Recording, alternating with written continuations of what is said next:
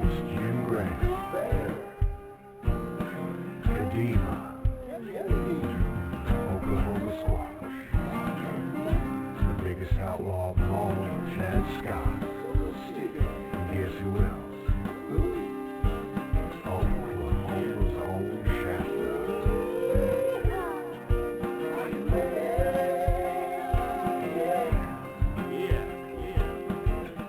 Bigfoot Outlaw Radio.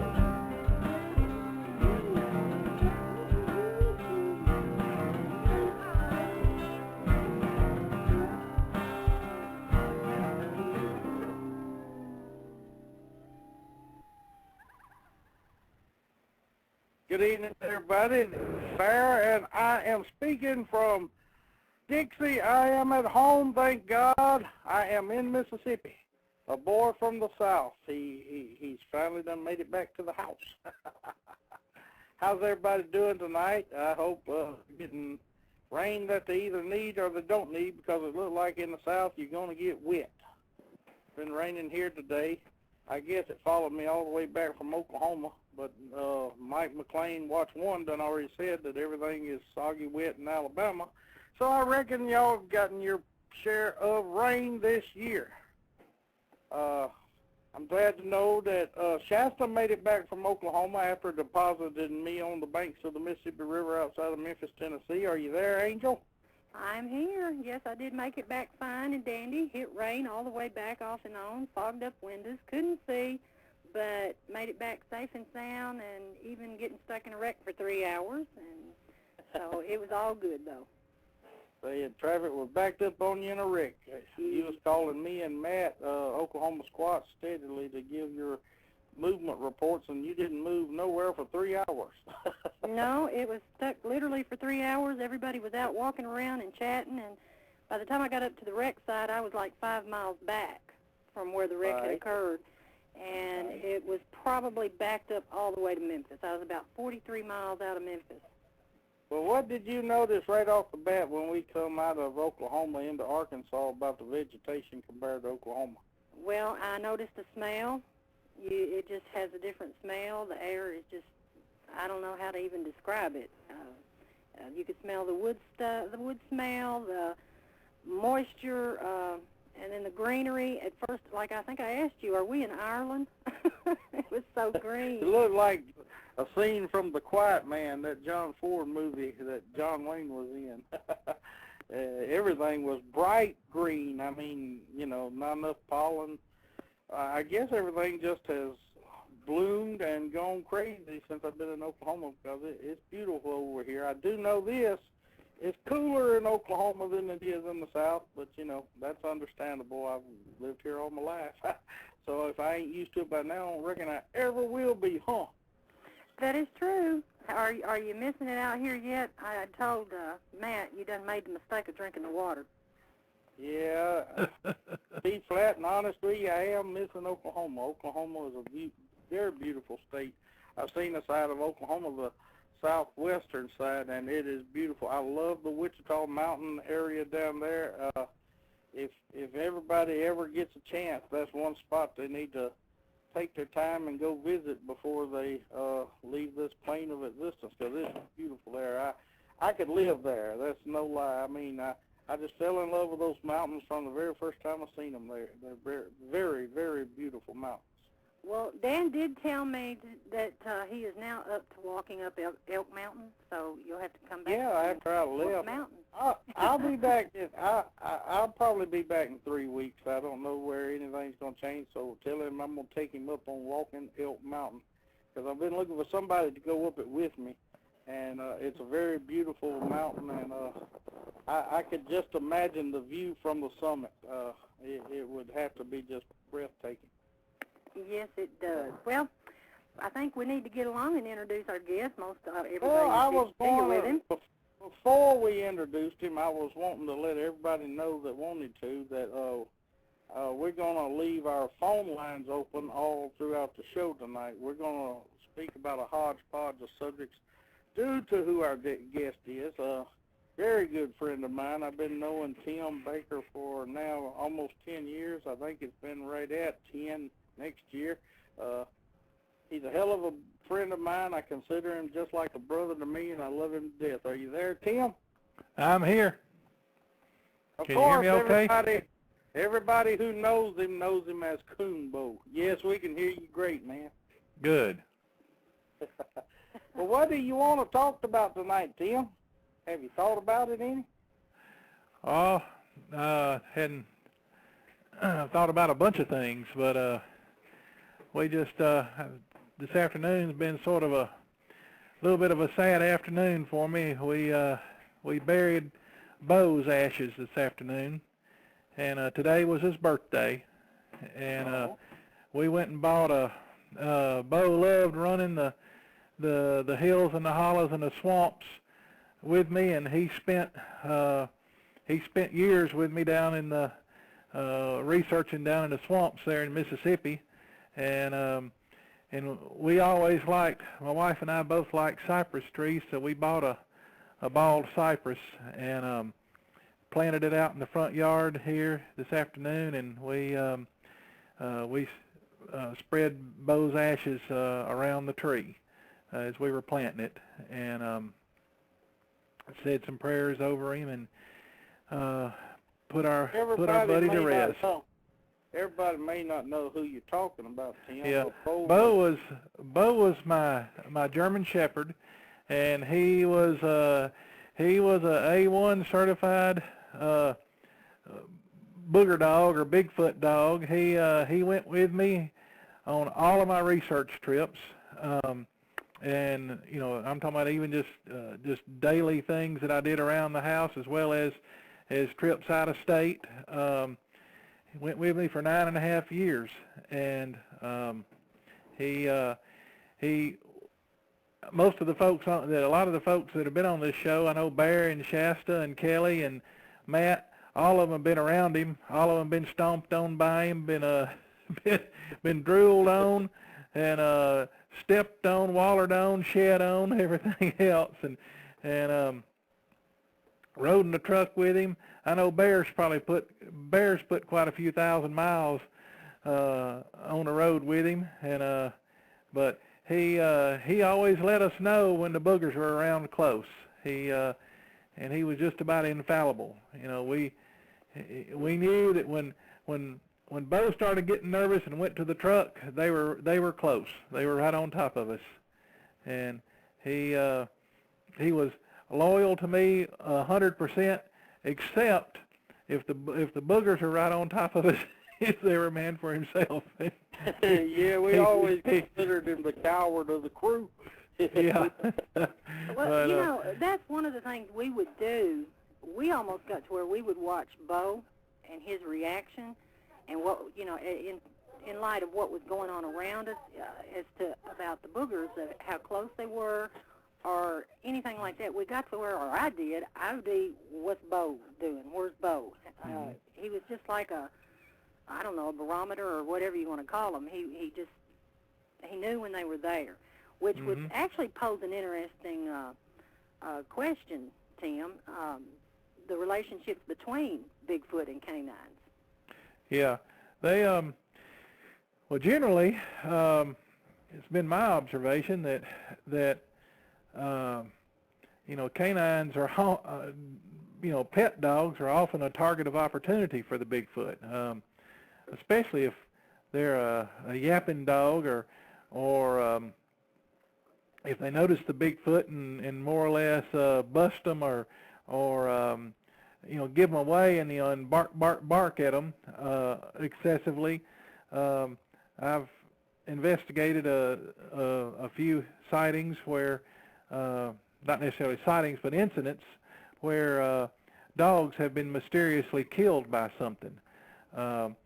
I've also, if you read around on many of the sighting reports and such, you'll see where dogs have disappeared, where dogs have been killed by them. I have a friend who, well, not really a friend, a guy that I grew up with, graduated from high school with. He had a Bigfoot showed up at his house, and they thought it was rummaging through the garbage cans, and they opened the door and sicked the dogs on what they thought was a bear. And these are two big, German Shepherd watchdogs, and the dogs came running out. One of them was actually in the air, and the bear stood up, but it wasn't a bear. And this happened back before that we'd heard the word Bigfoot, and the closest thing anybody knew was the Yeti. And there had been some stuff on National Geographic about the abominable snowman or the Yeti. Anyway, this Yeti grabbed that first dog and more or less broke its back, twisted it around, and threw it up on their roof. And grabbed their other dog and broke its neck and threw it across their back deck, and it bounced off of that and landed out in the side yard.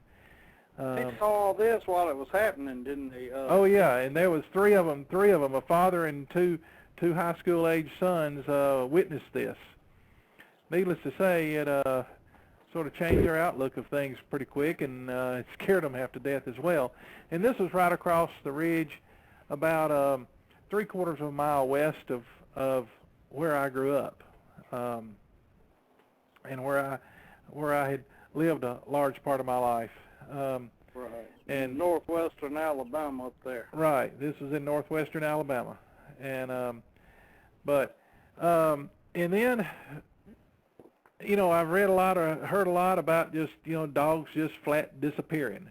Well, that could be a bunch of different things, but I know I had a neighbor of mine down in Mississippi that told me that she had this real beautiful boxer bulldog, and I was talking to her one day, and she said, well, that was a good dog, but that old ape man got it. And I said, what are you talking about? And she said, well, the old ape man was moving through the woods out there, and the dog was out there barking at him and wouldn't leave him alone, and that he just grabbed him and killed him and toted him off. And so they do go. Some of the dogs that don't say bark at them, they don't have a problem with that. Right. That's how Bo. I lived right in amongst them for several years, and Bo learned.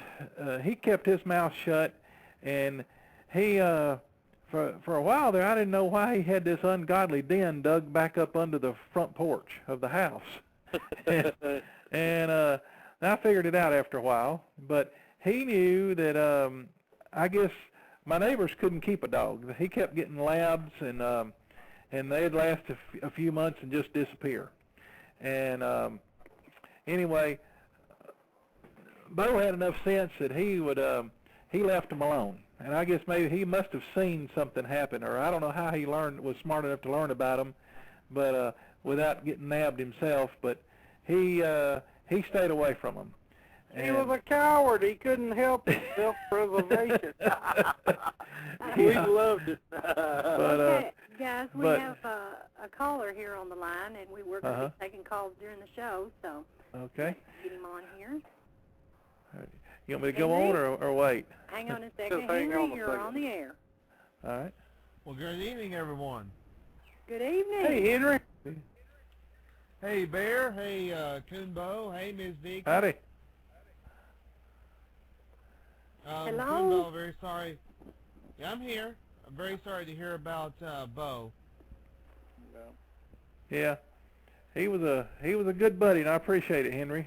And yeah. He was my best friend and constant companion for 9.5 years, and it was tough losing him, but that's just. We was talking the other day if we could one day just would write a book about Bo's escapades. And enough people would be interested in it. It would be well worth the time to read it, because that dog would get into more situations, or either we would get him into them. I know he's bailed us out of a few hairy ones. Yeah, he has. Go ahead. He would, sometimes we would wonder if what was really going on, and by his reaction we would know.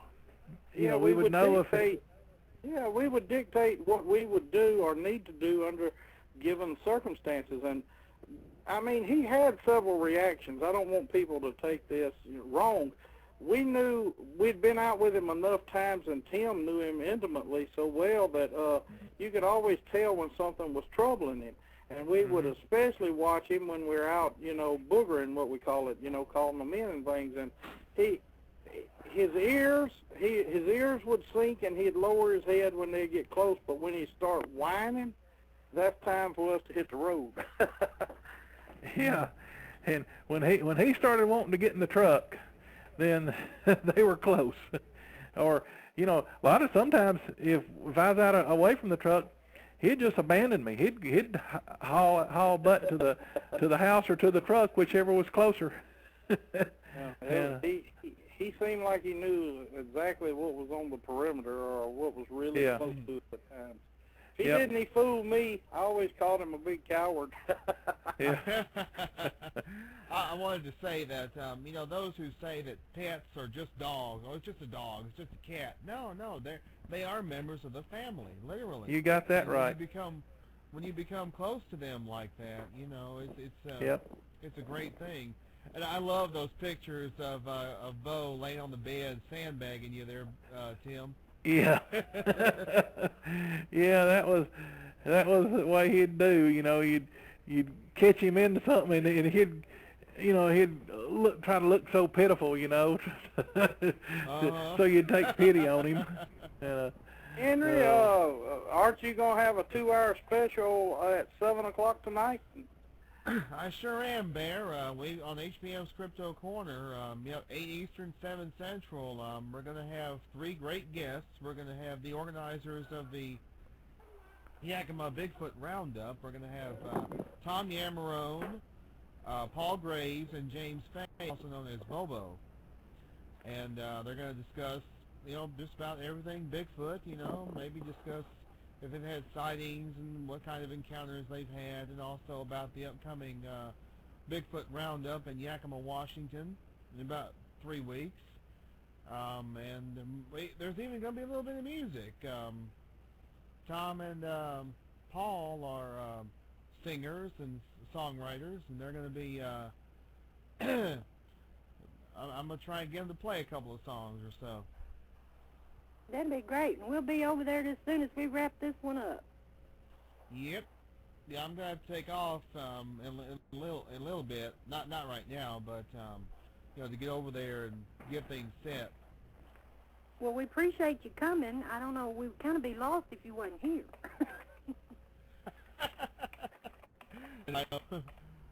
Is there anything new going to be coming up that you want to get out there to everybody?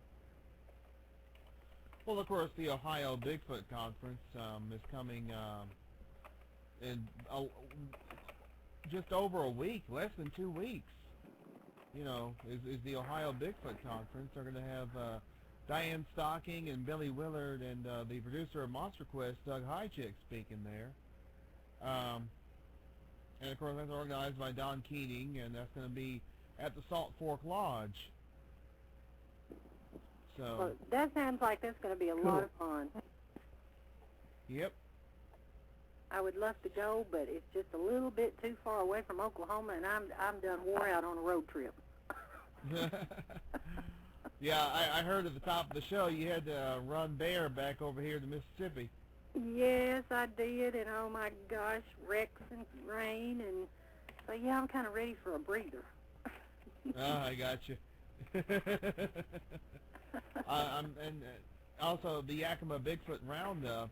Let's see, there's Chris Murphy's going to be speaking there, John Bindernagel, Jeff Meldrum, a fellow named Derek Randalls, a guy all the way from Russia, Dmitry Perkolov, is coming. Oh my goodness. Yeah. Andy says And take plenty of pictures, Henry. Oh, I will. I will. I sure will. You're gonna be traveling a lot all over this country, aren't you, Henry? Aren't you going to Ohio too? Yeah. Save up all them flying miles. Yeah. And Kathy Strain's going to be speaking, and I'm trying to think who else.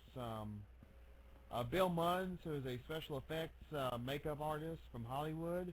He's going to do analysis on the Patterson-Gimlin film, and just added, Tommy Emerald told me this, just added was a fellow named Scott Nelson, who has analyzed Ron Moorhead's Sierra sounds. I think we listened to him on Bob Coyne and Mike's show. Yeah. Is that the one? Yeah, he's a cryptolinguist, the former naval personnel. Yes, that was a great show too. You may remember he was doing the vocalizations, kind of like the Sierra sounds. Yeah, he had analyzed that. He's analyzed the Sierra sounds, and he's going to be speaking at the Yakima Bigfoot Roundup. So that's going to be, and I mean, there's going to be a virtual who's who of attendees at the Yakima Bigfoot Roundup. Oh man, I'd love to make that one, but yeah. Well, that's gonna we'll be be there. We'll be there at 7:30. We're only on till 7:30, so we'll be over there and support you after we're off the air, brother. Appreciate you calling.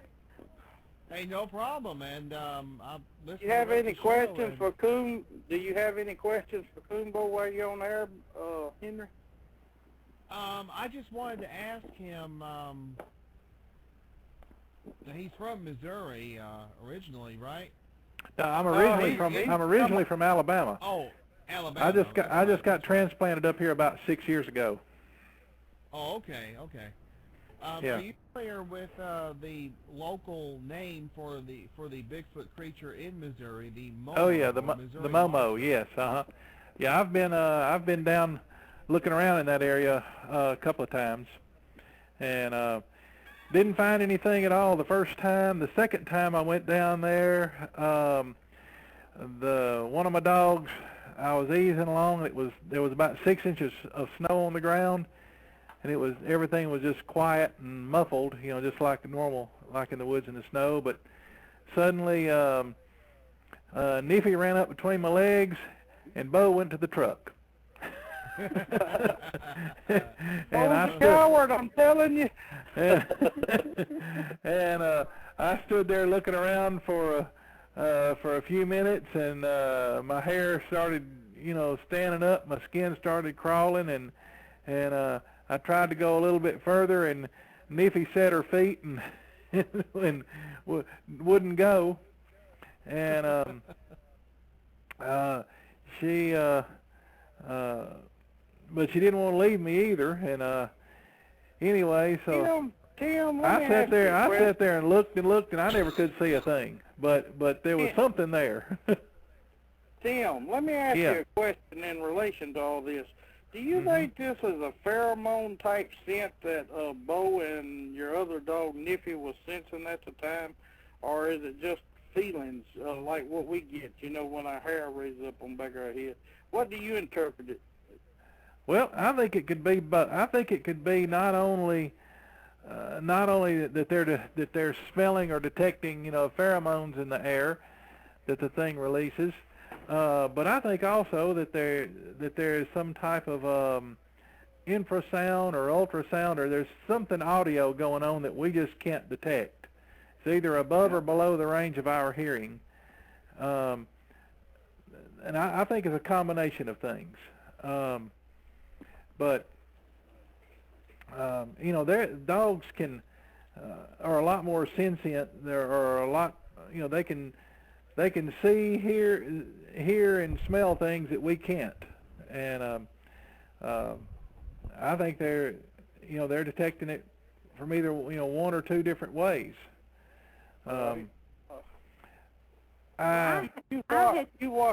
You've watched Bo's reaction so many times, and I have too, but I haven't been around him as much as you have. And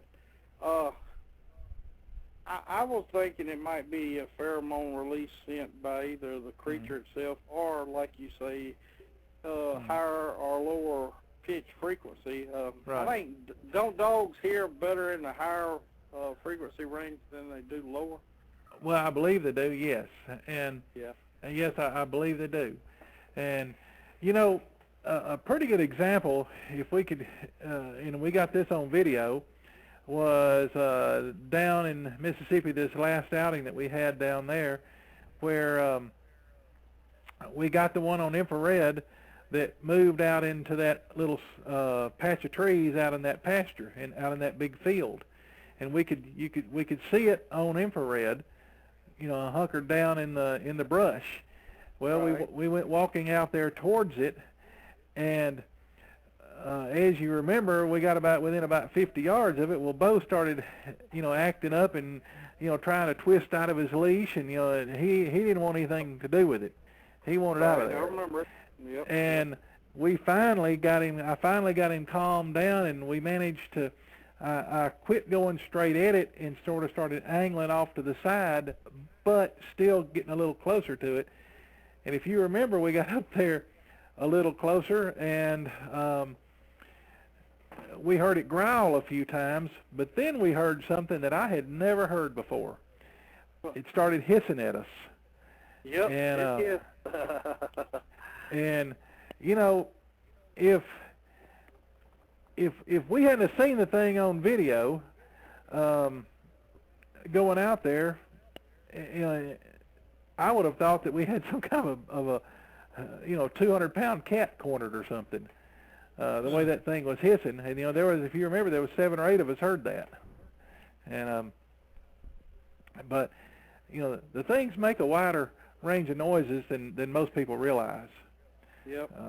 That one that charged me several years ago, that was the first one I ever heard hiss like that. And then when we heard that one hiss at the Indian Mound that night, it just made the hair stand up on my head, even though I ain't got but 2 or 3, as Shasta would say. There's one thing I had noticed the night that Bo bit James's nose. And we had done the calls, and they were vocaling over at the mound. And you could tell they were moving in or moving close. They were moving. Well, as it went, he got nervous. I remember you was asking him, "What's the matter, Bo? What's the matter?" And then, at a certain point, the vocals stop, and as we kind of have figured out, when they do that, they're starting to move in closer on us. And then he went to the truck. He wanted to go to the truck, and that's when you put him in the truck. But he started... Yeah, I just opened the door and he piled in. Yeah, well, he had started with the vocals, hearing the vocals, and he was getting antsy, pacey, nervous. And then as they moved on in closer, that's when he wanted to go to the truck. Right. Exactly. Yep. That so was I think it's a combination of hearing and then smell as they move in closer. Yep. And I can remember another time we were down at the mounds. There, Vicki, you were there when we were there standing around the truck, but there was only like 4 or 5 of us there. Kelly was there as well, and we were near the truck, and we were hearing vocalizations off in the distance. Well, we got to a point there where Bo was sitting there in front of the truck, and then he got up and took off. And he went down the road away from the truck, but when he got to where the road went back into the woods, he stopped. And he was, wandering around down there, and you may remember that I was, hollering at him and trying to get him to come back. I thought he was, going to run off or something. I didn't know what the hell was going on with the poor old dog. We figured out later on, the boogers had sneaked up on us. They had sneaked up on either side of us. Yeah. And he didn't want to be there. And finally, I went down there and got him and brought him back started bringing him back to the truck. Well, he locked his feet, and I was just about having to drag him, and he didn't want to go. But then somebody there at the truck opened the door and to get in, and when they opened the door, man, he cut loose and he piled in there. Yeah. And it was just a very few minutes after that is when I just about bumped into one, and then one scared the crap out of Ken over on the other side. Yeah. Other side of the vehicle. And I remember that night. yeah, that was a pretty interesting night. And that is one place I think if Bo had a place he didn't like to go at all, That No, one was he had, top of the list. yep, he had some bad experiences down there. Wow. But this is not very far from where we went in one time, and this is get into another aspect of dogs and Bigfoot. Is there's a management area near there, and there's a pond down in this management area that's way off in the middle of nowhere, and there's a very unused picnic area down there. And anyway, we went down in there. It was one of my research areas one evening, and came across a big white Pyrenees-looking dog, and or Great Pyrenees-looking dog, big white dog, looked like a Great Pyrenees.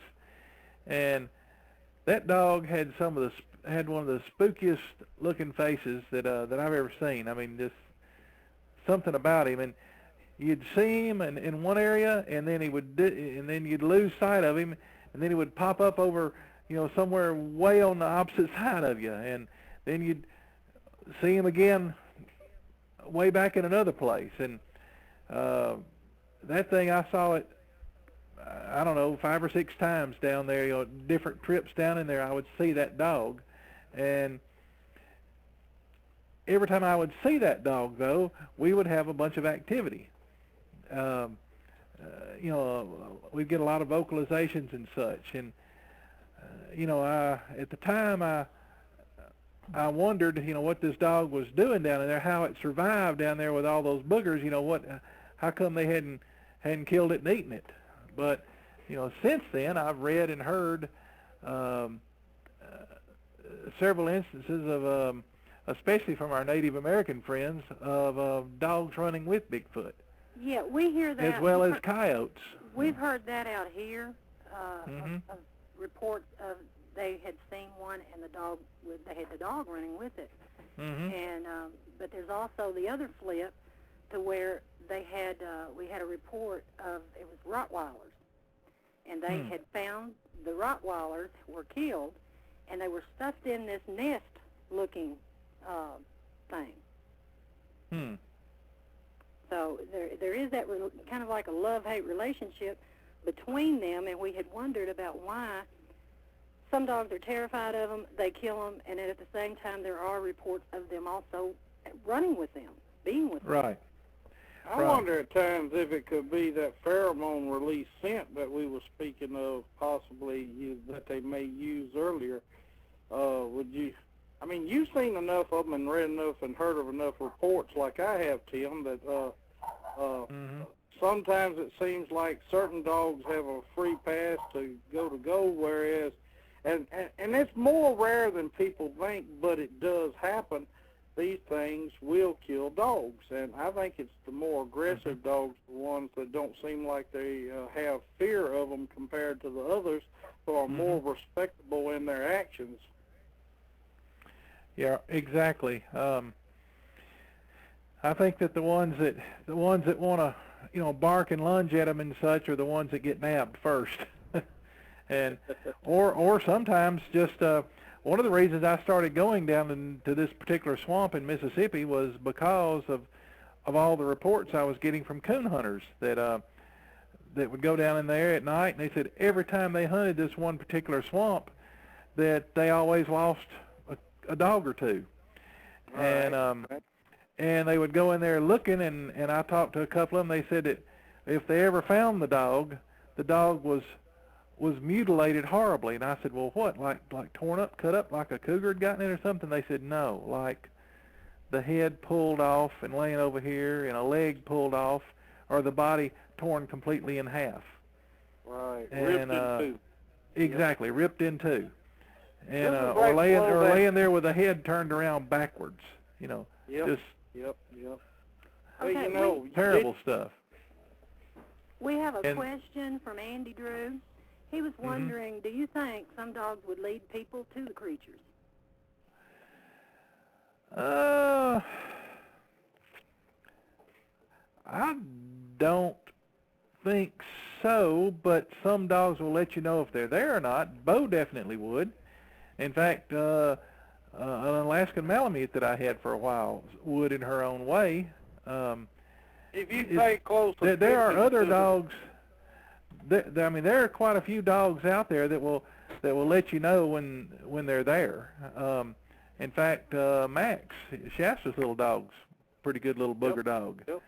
Yep. And I can think of a couple others that I've known about. I think if you'll pay close attention to dogs and other animals like horses and cattle and things like that, if you knew what you was watching long enough to know some of their attributes and their reactions to certain stimuli, one of them, they all have this.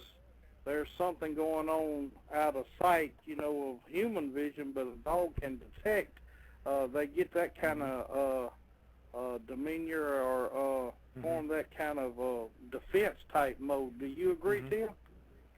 Yeah, I mean, I had a Doberman Pinscher that knew what they were, but I didn't realize it at the time, but he knew when they were around, and I used to take this dog hunting with me, and. But Tim, how many times do you ever sit on your front porch just relaxing, and then you watching the reactions of Bo in the yard or the Doberman Pinscher you're speaking of, and you, for just some inexplicable reason, it'll stop what it's doing and just stare intently at one section of the woods. You know where I'm coming from with this. Yeah. If you learn to watch your animals and understand them, to trust them enough to interpret their actions, a lot of times these animals will give away the presence of Bigfoot quicker than you know. Well, that ties in real quick with what we had discussed last week with Chad on body language. That's like the body language. The first incident that I ever remember in my life that was attributed to actually something happening with Bigfoot other than just hearing about it was when one started hollering.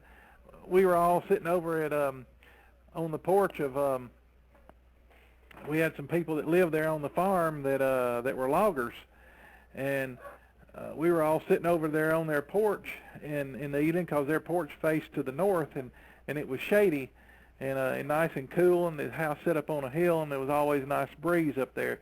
And they had 6 or 7 hounds running around, and those dogs were out messing around the yard, and us kids messing with them, and the dogs started taking notice of something off down in the lane to the north of us, and they 2 or 3 of them came up there and with their tails between their legs and got up over the porch. And in just a minute, there's something cut loose hollering down there in the lane. Well, my grandma always told us kids to get in here, closer to the house, get in here in the light, y'all, come in here closer. Well, and then, my mom... They'll tell us the booger man's going to get you if you don't come on in the house. That's right. I mean, they wouldn't beat no bones around about it. Yeah. You outside playing in the dark, the booger man was going to get you. Well, and I remember those people, what's that? My grandfather said, it's just that old catamount down there. It ain't going to mess, it ain't going to do anything, so we got Mama gathered us all up, and we went to the house. And, back then, this is back before people had air conditioners and stuff, we always slept with our windows open, and during the night, you heard those dogs start barking again, and all of a sudden, a bunch of squalling. Well, then there was, some of the dogs were more brave than the others, and then the next thing you hear is a bunch of these dogs being, whooped real bad, torn up.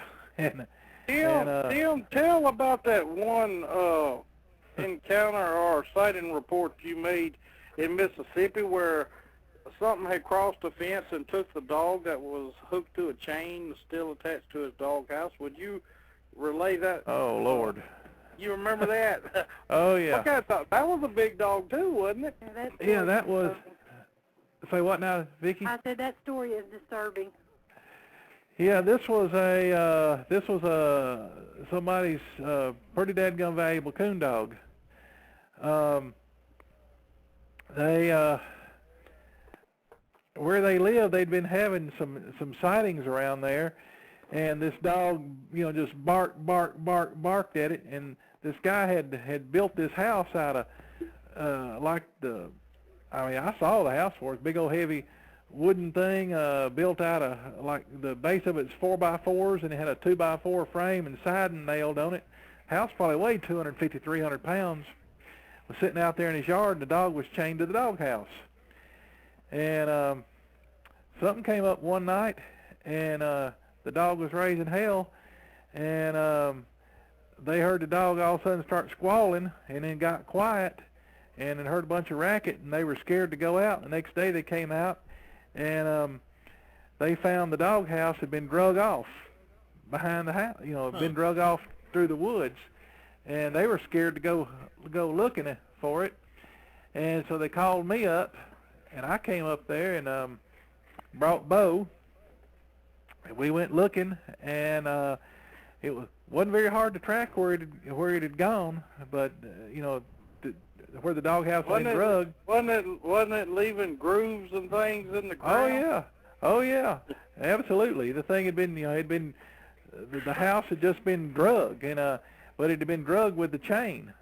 Actually, something happened is that they grabbed the dog up and just started carrying the dog off, and then drugged the house with it. This dog was on about a 30-foot chain, and it got off back in the woods, probably 60, 70 yards back into the woods, and finally the thing got up between a couple of trees and couldn't go any further. And there was a house, but the chain had been ripped out of it, and we kept following, kept tracking, and eventually we found the chain and found some blood and some hair on the ground, and that's all we found. And we got to a point there where Bo wouldn't go any further, but he just locked down and wouldn't go. And but it was you know, I believe the boogers got that dog. Yeah. But it was pretty pretty gruesome scene. Yeah, We got another question, Tim. Have you ever noticed the dogs, how they act around stick structures? Well, I've noticed Bo sometimes would well, both, you know, Bo and Niffy would both, on some of them would sort of come in cautious and very cautious acting. Sometimes Niffy's would even raise her hackles up. I can think of one time here in Missouri where we were on an investigation, and the dogs were very antsy around some formations, and and I mean they were coming in real jumpy. You could have just, if I'd have just touched them, they'd have jumped out of their hide.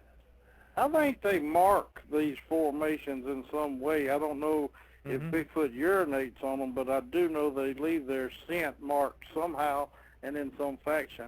I just don't know which one it is. I think at times the fresher, the older, a dog may sense this, but I've never seen it or paid it any attention. I was just wondering if you had. But Henry, you still there? We coming up to our halfway point, and we're gonna take a break here in a second. We'll be tuning into your show as soon as this one's over with, brother. I was fixing to take off, but I wanted to tell one other story that I read about in David Paulides' book, The Hooper Project. That kind of relates to what Coonbo was talking about, the one of the critters taking the dog and the doghouse. There's a story in David Paulides' book, The Hooper Project, where somebody had found a kind of a half dog, half wolf in the woods, and decided to kind of, you know, keep it on their property. It was too wild to be taken in the house. So what they did was they chained it up outside on a really real thick chain, and the next morning they found that something had broken that chain practically in half, and the wolf dog or whatever was gone. Oh man. Dang. Those So stories they bother came me. got their buddy back. Yeah. Well, Well, anyway, I'm going to take off. Yeah. And great show tonight, guys, and look forward to seeing you all in the chat. We'll be All there, right, Henry. you take care. We'll see you in a Okay. little bit, Henry. All right. Bye. Bye-bye. All righty. Someone else has been waiting to say hello, so I'm going to break in here and tell him to go for it. Matt, Hey, you hoaxers. What are you doing, hoaxers? Hey, Matt. How's it going? It's going. How are you? Well, we got time now. How many people we got in the chat tonight? And who's in the chat? I'd love for you to do a chat out and then tell of some plans we got coming up, and we'll break into a song for everybody to take a small little break, and then we got our phone lines open. We will be taking phone calls on whatever the whole second half of the show. All righty. I'll just go on and do the shout out. We have Brad and Grave Secrets, Evelyn Daly, Irish Guy, Derek, Nancy 1, West Virginia, I presume that is. Hello, Nancy. We have Andy Drew, and we have, of course, Dan. He don't count. Dan who? We have Miss Gigi, and I'm sure Leonard probably isn't too far away. We have HBM's Crypto Corner, which is our bud Henry Mays. We have John West, Cryptic Squatch, Creek, Miss Milna, Coonbo. We have Maddie, and we have Jordan, Cryptid Hunt Radio. And Jordan, please put in your information in the chat about when your show is, and so everyone can go there and support your show also. And that's it, guys. And we'd like to say welcome to our guests, and we'd like to ask all of you to visit our MySpace and our Facebook pages. The links can be found on our show page. Right, and we please also ask all of our guests to register for our MySpace and maybe Facebook page.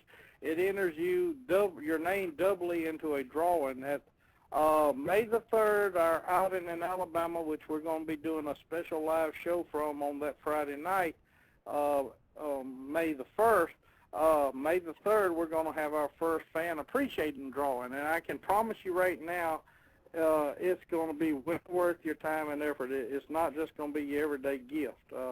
I may even reveal what it is. Well, hell, why not? We're giving away an authentic Bigfoot cast, a print, a footprint. And it's not going to be a mold. It's not going to be a fake. It's going to be an authentic Bigfoot footprint. One of Chad Scott's. He's donated it for the first gift. So anybody who is in the chat room right now under a given name, your name is automatically thrown in the hat. And if you was here last week, you're put in there for that one too.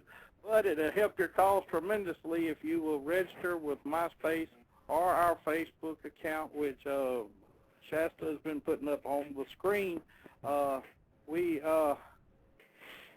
It's going to be well worth your time to do this. Mm-hmm. Tonight's entertainment.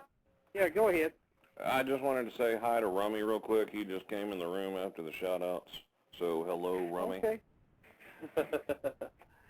But our entertainment tonight's from a guy in Mississippi named James Bo Edwards. He was born outside of Meridian, the birthplace of the father of country music, Jimmy Rogers. He's been playing guitar since the age of 5. James absorbed the musical influences that surrounded him, be it bluegrass, country, blues, or southern rock. The musical tapestry of the South was fertile ground in which to grow, and by the age of 9, he was performing for crowds numbering in the thousands at bluegrass festivals across the southern region.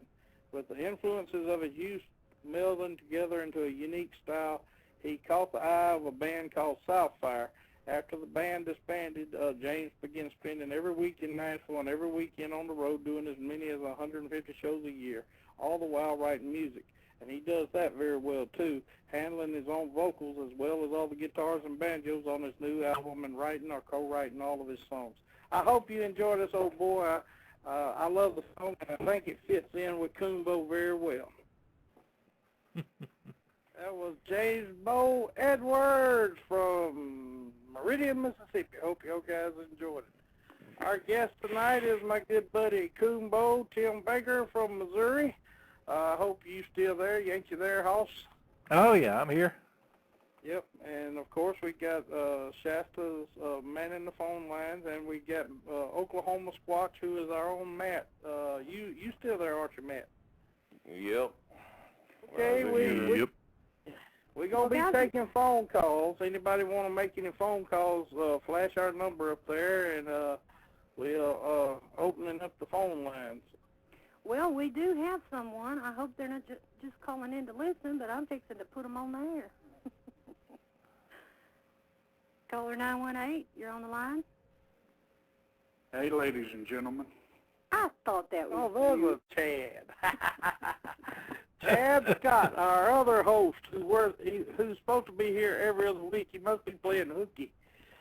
I'm on the job, actually. I was just calling in to say hello and apologizing for missing Coonbo, because I sure would like to hear what he's got to say. Well, I appreciate that, Chad.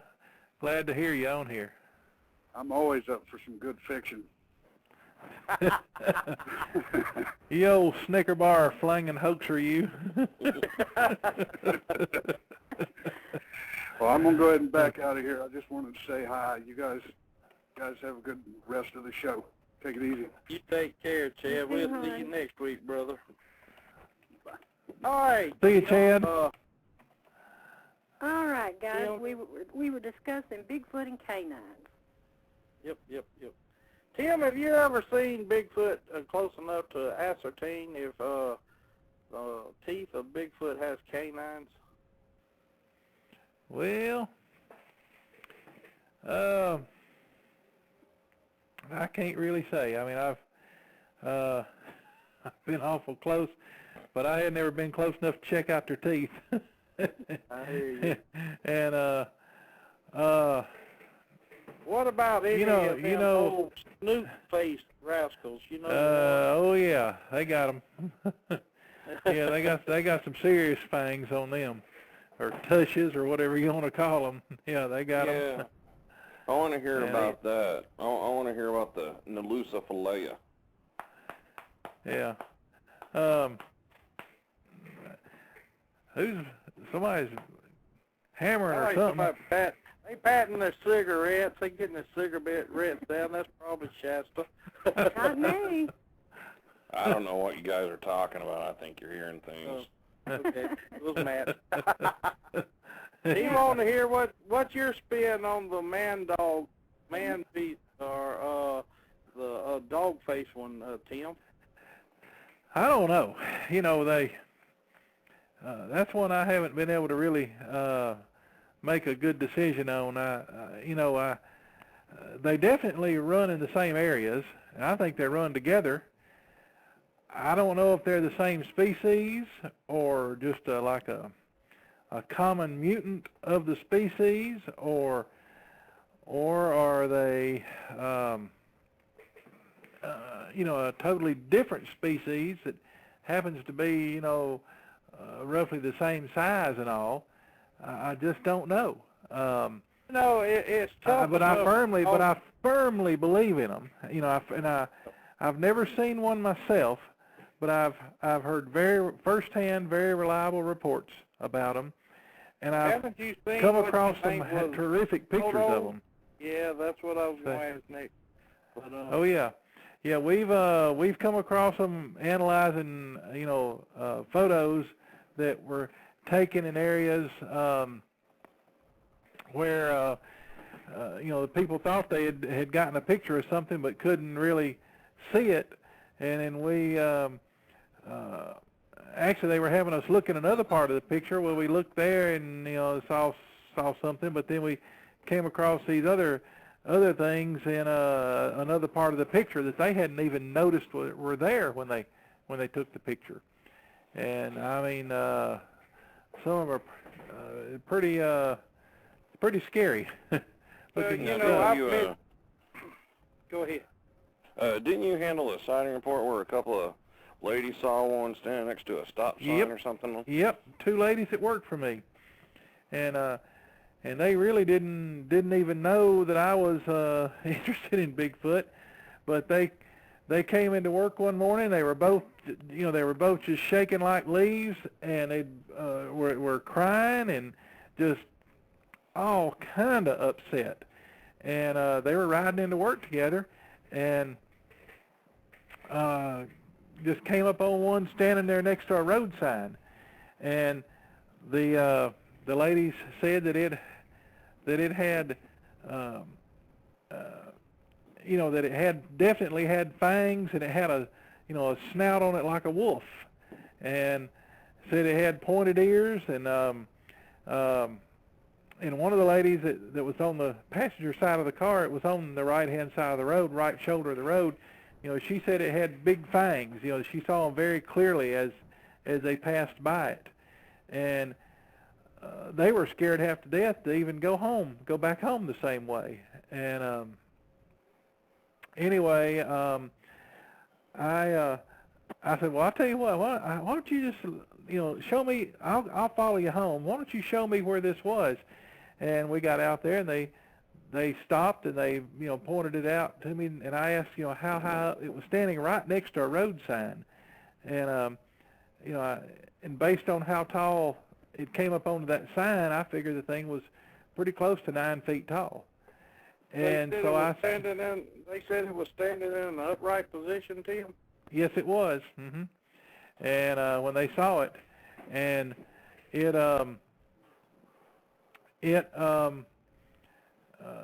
I looked around there, and I didn't see any, I looked for tracks and such, but all I could find was that, it was in the summertime, and it was fairly grown up and grassy, but something large had walked through the grass there. The grass was mashed down, but I could never find any tracks or anything. And I did, now this is another thing, a common thread, is that I sort of hung around the area there and got to, poking around, investigating, and I heard a number of stories in that area of other sightings, and some, pretty bad, scary stories, about things that they had done, and it was apparently pretty belligerent. And that seems to be a fairly common thread of the Nelucifaleas, is that they are a fairly belligerent creature, and that, I don't know if you'd call them dangerous or not, but some of the sighting reports of the snouted ones are pretty terrifying. Do you think that's what happened up there with that incident at Land Between the Lakes, Tennessee, Kentucky? Well, there's been a lot of sightings of them up in that area, and and I think, yeah, that has a lot to do with it. That the people that supposedly disappeared and all up in that area, and the sighting reports from several different sources are all of one that's got a wolf-like head on it. That's the ones also from around. Yeah, there's been one seen down there as well. But also I investigated another one out on the southeast area, southeast of Lake Oologah, there out in Matt's country. Right. This is out to the northeast of Tulsa, Oklahoma, and sort of due west of the little town of Foyle, Oklahoma. And that's right. where the family was just terrorized by this thing, and they claimed that this one was about 11 feet tall. And that goes to Vic asked a question earlier in the chat. He said, what do you think is the upper range on how tall these boogers can get? Well, I saw one myself in Texas that I think was 11 to 12 feet tall. I couldn't believe it. It was absolutely gargantuan. I know for sure that the alpha male that lives out on our farm, right, it's been seen enough. He's around 10. Well, if that one is still alive, he's around 10 feet tall. Yeah. But I think those are the exception rather than the rule. I think more likely most of them are 7.5 to 8 feet tall, maybe a little bit taller. But that they can. But it's rare that you get Yeah, it's rare that you can get a chance to see alphas anyway, and you know this. I mean, Right. you've seen them. I think the ones that most everybody's seeing and reporting are not alphas. You know, in a lot of their descriptions, they're talking 7, Right. 8, 9 tall. I think the alphas can get pretty big. I mean, Right. 10, maybe 11, 12. But I have heard reports 14 or taller.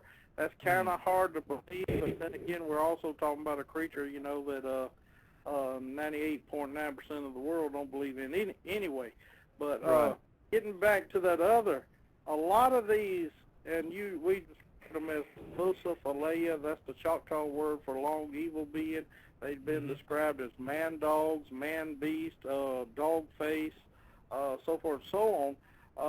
They tend to, though, stay in the same vicinity or even in the same area or location as other Bigfoot creatures. And, I mean, or we're making it complicated by lumping them in with Bigfoot. I'm really serious about this. Are we seeing two entirely different species? But what really blows my mind is the fact that they have a lot of things in common with each other. Well, what's your take on all that? Well, you know, I agree. I know Cryptic Squatch just asked a question in the room about did I notice any silver coloring in that huge male's fur? The one on our farm that I've seen a couple of times, absolutely yes. That was one of the things that just stood out when I saw him the first time, was that his fur was, or hair or whatever, was sort of flicked or tipped with silver. It was he was definitely had highlights of silver in his hair. Now the big one that I saw, that I just got a glimpse of in Texas, no, there was no silver on it at all that I could see, of course, but it was more of a beige color. This one, there was two of them together, and one of them was very dark colored, and then the other one, the big one, was beige colored. And of course, some of y'all have heard the story. They split. The big one shot on across the road to the left. The other one turned around and went back, and then tried to run down the road and was going to try to cut back across the road to get to where the other one was. Well, I cut him off, and we had two spotlights on him, and we chased the thing for about 250 yards, and Mike gave him a sunburn with those spotlights, but he stopped 3 or 4 times, and you know, he cut towards the road, and I'd get in front of him and, you know, slam on the brakes, and he would stop and he would scream at us, and that dude was that was pretty interesting. He was running on all fours a lot of the time too. But back to the original question, what was the first question you asked me, Bear? I'm sorry, I got off. I was into what you were discussing about the silver color, and the older the ones get, they do have silver backs to them. I mean, it's like a V shape, and it looks like a mane. A lot of people have described it, especially when they're on all fours, and we're not the only ones that have seen these things in quadrupedal movement. A lot of people in the South and other places have given excellent reports on seeing them in all four posture, and the older ones they see, in their description, they're given a mane flowing backwards from around where their neck and their shoulder blades are, and it does look like a flowing mane. Well, guys, Irish Guy had wondered if these were the same species or regional differences. Well, I'll let Jim answer that, then I'll throw mine on it. I think the Bigfoot is, I believe, the Nelicifaleas, or the snouted ones, they're all over. They're almost as widespread as the regular classic, you know, patty style Bigfoot.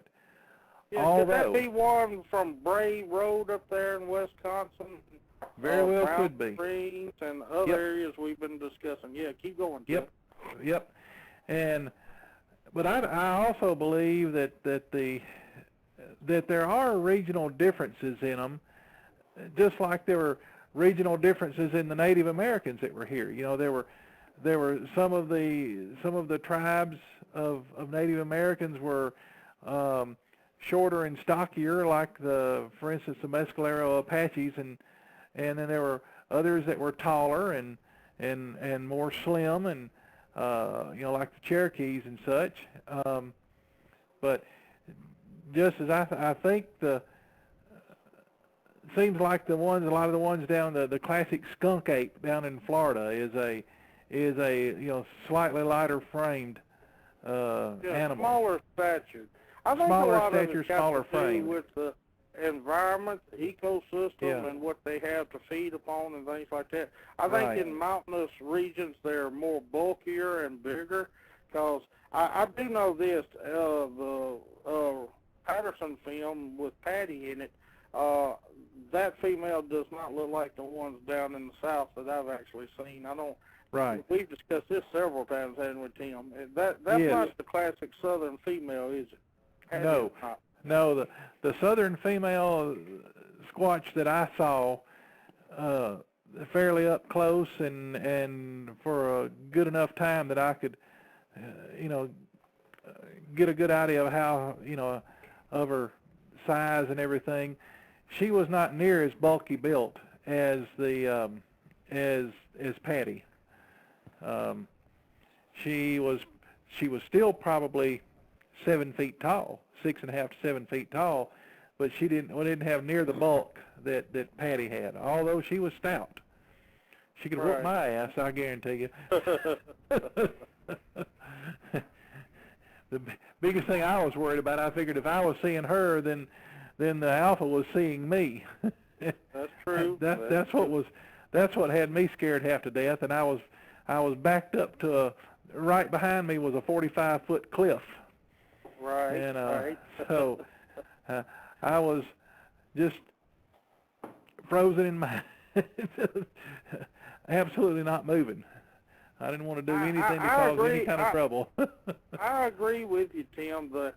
You know, I haven't had the fortunate to go other than places in the South, but you can tell terrain type differences between a lot of them. And I look forward to the day that I'd love to see if our methods work in other places, you know, like Ohio and Pennsylvania and Michigan. Dude, I know they do. Well, you've been there. Yep, you're right. Yeah, I've been in enough state. I've actually been actively researching, you know, Squatch in like 13 or 14 states, and just keeping my eyes peeled for them in another probably 15 or 16 states. And right. But I mean, I've actually been out there beating the bushes in, I think, maybe 14 or 15 different states.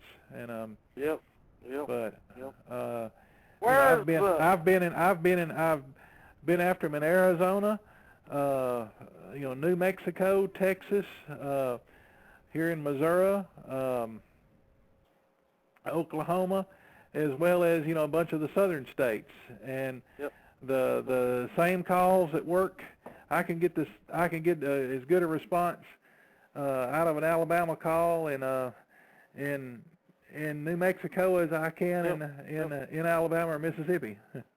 We got a question. Does Coonbo always go without firearms? Most of the time. I used to carry on a more regular basis, but I found out pretty quick that it greatly limits what I see. Yep. And plus, I've done a lot of my researching on government property, and where if I got caught with a firearm, I'd be I'd get in quite a bit of trouble. So, but yeah, we've had some narrow escapes, have we not? oh yeah. And Well, Cryptic Squatch Vic, he wants to go with us when we do LBL because he just loves that place and the reports about certain things that are up there. Which I have no problem with you attending. Just get in contact with us, get us a viable email, and I don't have any problem with anybody attending any of our outings. Never have, never will, nothing to hide. And we don't got charge another question. anybody either. Nope. Actually, that was a joke, y'all, because Vic, I don't know if he's too sure about wanting to do LBL because of the snout noses up there. He says, "Oh no." No. Well, I got I a can- couple I more can- questions, Yeah. Tim. What do you think these creatures eat at different times of the year? Okay, that's a good question, and one that I've spent a lot of time researching. Once we get green up this time of year, usually in down south, late April to on up into May and through probably October, they eat more vegetation. They love to raid gardens. They look for wild grapes, berries. They might even eat some grasses and greens and such as that. I'm sure they probably do. But it's they're more not as much. They're not as much a meat eater this time of the year. exactly. But once the weather starts turning cold and the acorns and the stuff in the garden's gone and there's not much vegetation and berries and apples and stuff like that left, then they start eating more meat. And they also, now through the year though, they will kill for certain parts of animals that they need for vitamins and such. They'll eat liver and hearts. They'll eat hearts and livers and kidneys of animals through the year. But as this supplements vitamins they need for their performance. Yes, especially the liver and the heart. But as you get on into the cold weather, they will start eating the flesh of the animals that they kill, and of course by the end of the winter, they're probably having a major part of their diet is meat. Now they may be going out digging some roots and stuff like that, and looking for bugs and things, but they eat a lot of meat. That's when your dogs better watch out. Yep. And, well, we got another question asked after that. Do they follow the food source? Well, to a degree, I believe that they can in a way. I know that they're very fond of fish, and I think they depend more on fish during the winter months, and so that I believe during the winter months that they're going to move closer to larger bodies of water if there are some in the area that they can get to without too much trouble. They also will tend to move away from areas that have high hunting pressure during the winter. They don't want I think they know what guns are or what firearms are, and when you get a whole bunch of people piling into one section of the woods and disturbing all the animals and such, they tend to try to move to someplace easier pickings and safer. But they as intelligent as they are, I think they're able to determine in their own logic what seasons are by the dictation of the vegetation and the weather, the temperature at nights, and then I'm pretty sure they know when it's close to time that people are out there killing other animals, and I can just imagine it really affecting their actions. Yeah, they move. Uh-oh. Can you all still hear me? Yeah, you're fine. Yeah. I just got a thing said I was now off the host queue, whatever that means. I hear you. You're okay. But they would show up on our farm. Usually, now it says that I'm in the host queue. Okay, but they would show up on our farm in about October, and we would start hearing reports of people seeing them before then, though. And through those reports of people seeing them, I knew where they were coming. We knew where they were coming from. And then they would hang around on our farm. Now, our farm is right on the Tennessee River. And they'd stay back in the hills and hollers right along the waterfront. And they would hang around there till about April. And about April, they'd disappear. They'd leave. And it was very rare that you would ever see or hear of them after about April. Now, my brother just saw one this past June, which really, really surprised me because he saw it, back there close to the river. But then when they would leave our farm, we would start hearing reports of them, heading out to the south and to the east. And they would go back up into the Bankhead National Forest. Right. And you could sort of knew where they were in there. Now, they didn't just leave one day and they were in the Bankhead Forest the next. It'd take them a week or so or two to make the move, but you knew about where they were by people seeing them, by the reports you would hear. All right. And what size area was this, approximately, that they were moving around in? This is probably about 40 miles from the north That's part about to the what south I part. figured. I've roughly figured about 35 and 40-mile radius myself. We got a question real quick up here. Creek asked, with their enormous strength, is it possible to burrow, or do they dig shelter where they all can huddle together?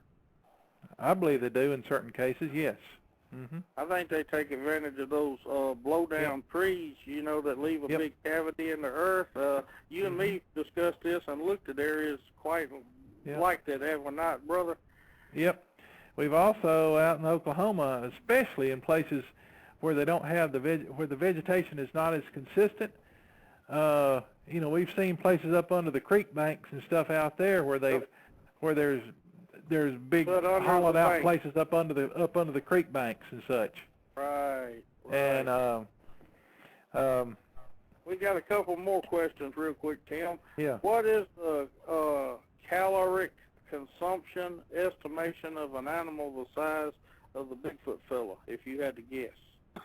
Oh gosh, I couldn't even begin to guess. I'd say, what do they say, 2,500 calories is what it takes to sustain us. And I weigh. No, I don't. Yeah.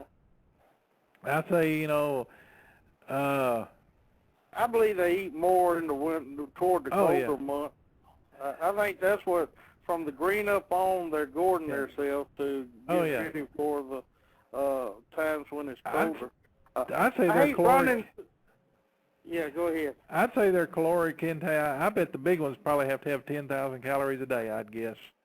I mean, it's got to be big. They're really maybe not that much, maybe 7,500, but I think the big ones can easily weigh 600 pounds, 600, 700, maybe 800 pounds. Yeah. And if you say, got one more question real quick, then we're going to wrap up a show. We're getting close on time. Has Coonbo had any reports of the creatures being in cornfields? Absolutely. Absolutely. You shared any of them, Tim, that you can think of off the top of your head? Well, yeah. Wasn't it you that sent me that picture that time where something was just taking one huge bite out of the cob and the whole thing and just dropping them on the ground? I don't believe it was me no, I'm not the one that took that picture, but I remember seeing it. However, Bear, if you remember, the fields that were right there around one of our favorite places, Armstrong Corner. Right, right. They would always have wheat. They'd have winter wheat in there, and then as soon as they'd get that wheat out of there, they planted corn. Those were always cornfields, and yeah, and it was very common that they raid corn in gardens.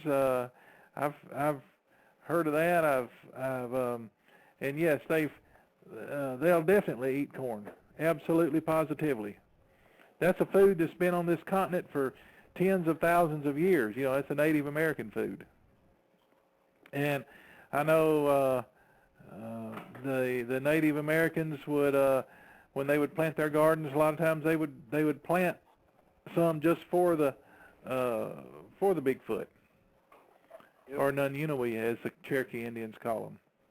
Well, there's a lot of people still do that. The older bunch, you know, live in certain parts of Kentucky and Tennessee and Alabama still do this. People, it's hard for people to believe that, but we've been told this numerous occasions. Didn't some of that happen up there when, in the northeastern part of Mississippi when you lived up there too, Tim? Oh yeah, that's absolutely. As a matter of fact, the old fellow that used to grow the garden there where I lived always planted a section over there, right there next to the woods, and he said that was for the neighbors, is what he called them. And yeah, he had a. In fact, I might have showed you, Bear, where he used to plant it. If I don't know, I don't remember if I showed you. I know I've shown Michael there where it was. But it was back in a little nook back that went back into the woods there. Didn't that neighbor also have? Didn't he have problems with them taking his dogs too? Oh yeah, he couldn't keep a dog.